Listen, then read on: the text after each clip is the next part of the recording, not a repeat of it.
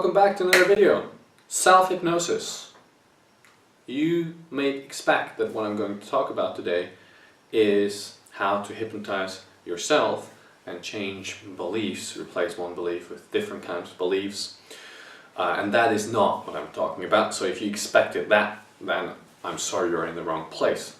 What I want to talk about is the biggest hypnosis probably that there is, which is the hypnosis of a self. What is a self? What is it that we refer to when we refer to I? That are the fundamental questions that I'd like to explore today and dive deeper into, because I believe that investigating this has many benefits for you. It certainly had many benefits for me, and I'd like to just pass that on, some of the things that I've seen through investigating that. So let's get started. What is the self? This is really kind of the fundamental key that we're looking at today. And it's quite hard when you think about, okay, who am I? What is the I that I'm referring to? Then it becomes quite challenging to actually properly answer that.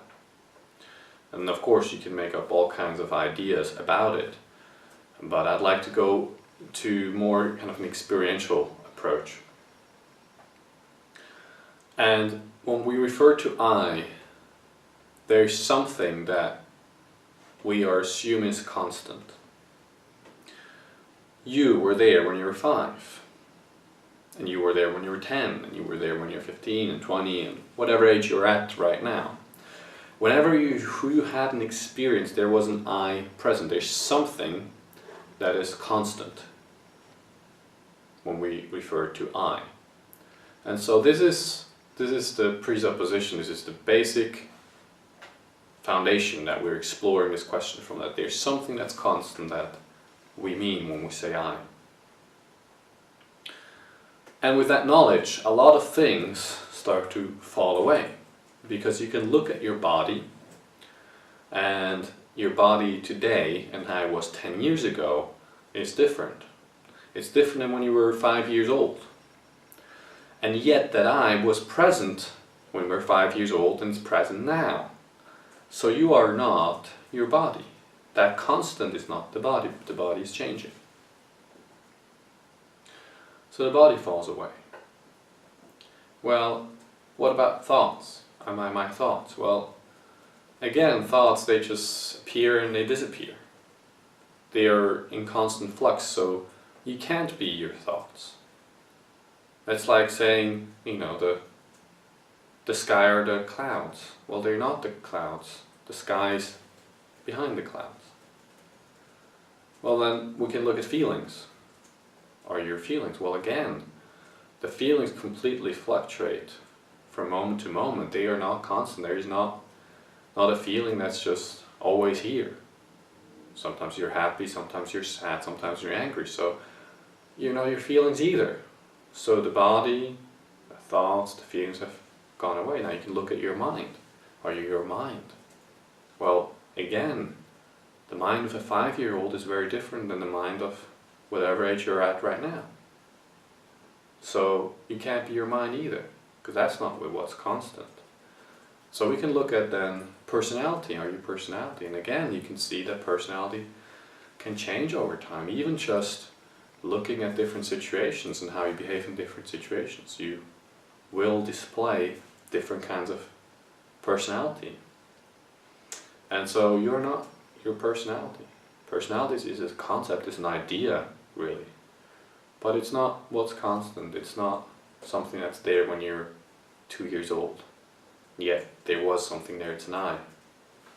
So personality falls away. Then we can look at memories. Well,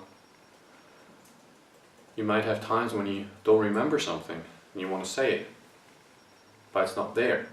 So the memory is not really there at that moment. Yet you as an I is still there. So you're not your memories. You can even look at, make a thought experiment where you imagine that certain memories just kind of start dropping away. And when you would lose all your memories, there would still be something that's there that would call itself I. even though you might not know your name or anything like that. So you're not your memories either. So what is that I that we are referring to? Well, we can't really put it into words really, but for the sake of communication we have to use something. And what I like to use is the word consciousness or awareness. You are that which is aware. And just think about it, every experience you ever had, there was something that was aware, and that's you. You were aware. It doesn't matter whether you were joyful or angry or happy or sad, whether you're awake or you're dreaming. There was always an awareness. And you are that awareness. That's all you are. So you are the thing that is aware of everything. And so by saying that, very simply we can say that whatever you're aware of, that's not you. So you're aware of your body, you're not your body. You're aware of thoughts, you're not your thoughts. You're aware of feelings. And you can play the whole game again. And it's a bit tricky because it's a bit like the eye. The eye can't see itself. I mean, the physical eye can't see itself. Of course you can stand in front of a mirror, but that kind of defeats the purpose of what I'm trying to share here. You can't see, the eye can't see itself, and that's the same thing here. The I that we refer to, awareness, can't see itself. It's not an object, it's objectless.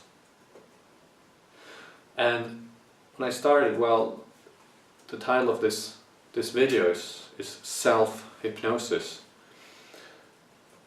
And what I mean by that is that there is a character that comes up in our thoughts. And that character has certain characteristics and goes through certain experiences and has a certain story attached to that. And what happens is that this kind of limitless awareness and consciousness that we are gets condensed and believes that it's that character. And suddenly you lose this kind of expansive feeling and you feel limited and you feel vulnerable and you feel hurt and you feel all kinds of things.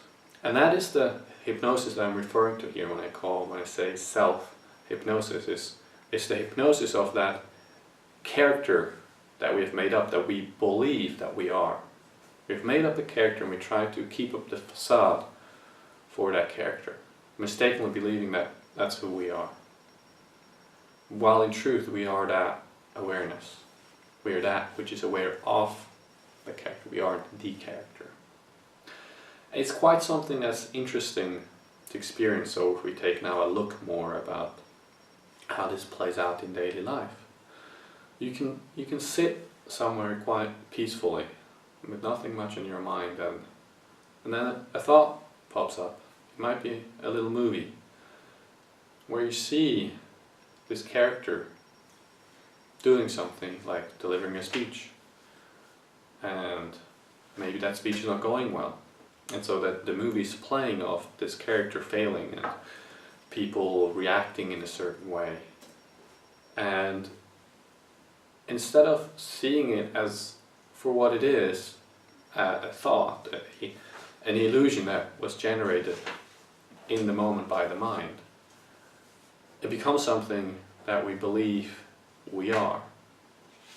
And so we are then trying to avoid to get into that situation because we don't want that to happen. And it really, the concept of who am I, you heard me talk now, but I don't believe that is enough. At least personally for me, it was really something that I had to explore a bit more, where I was wondering, so there's a voice in my head saying, well, I'm going to do this and that, and I can't do this, and doing all this kind of thing, chattering away. And when you have a bit of a distance and you investigate, you start to ask, well, what is that I that this voice is referring to? It's quite interesting, because what I notice is it's like a thought referring to another thought. So it's like, okay, so there's this voice of an I, and then there's an image, which is another thought of that I. And pretty much it's like an imaginary, it's like a dream castle of an I that's built of layers of thought, but that doesn't have any real substance to it.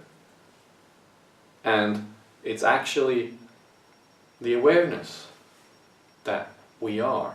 But when this chattering goes away and we're listening to it, when we're starting to believe all of what's said and what's being shown in images and movies and all of that, mental movies, then we lose sight of that. And then it becomes scary, because then there's a world out there that's dangerous and the character has to survive and fight and all of that. And so I can recommend to you to actually take a moment to investigate that, maybe more than just a moment. It's something that I come over and over back to it, of just being really curious, because when you're persistent with this, and for me it took a bit of persistence, but actually really properly investigating this, the mind comes up empty. It goes all over the place, looking for the I. So one thing I noticed, for example, there can be a sensation in the body, and you're like, well, that sensation, that is me, right? But you're aware of that sensation, and that sensation is not always there. You have a dream, that sensation might not be there. Or you're deeply engrossed in something, that sensation might not be there, yet there's still something that is aware.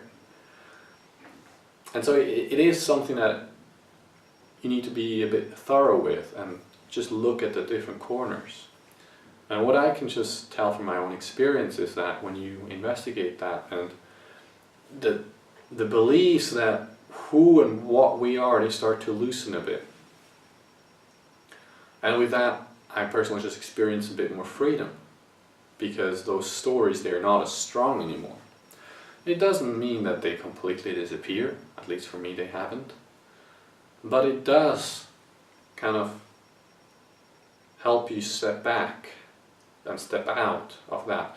You can imagine it's a bit like a movie. So when you watch a good movie, you get absorbed in the movie and you lose yourself in the movie to the degree that you can feel all the things, and you can feel excitement or sadness, and you can get really touched. And you can wake up from the movie realizing it is a movie, because if the movie would be so real that it doesn't end, it would be quite scary, especially if it's a horror movie.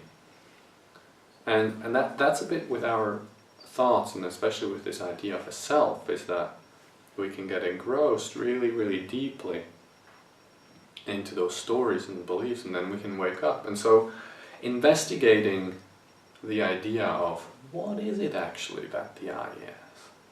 What does it actually refer to? Besides all those concepts and ideas, what does it experientially refer to? We start to realize the whole thing is on quicksand. There's nothing really graspable there. There's nothing really fundamental there. It's really just all beliefs that we have adapted. So anyways, I know this is a bit of a longer video. I hope you enjoyed it. If you know anyone who could benefit from this video, please share it. If you liked it, you can subscribe below, and I'm looking forward to see you on the next video. Take care.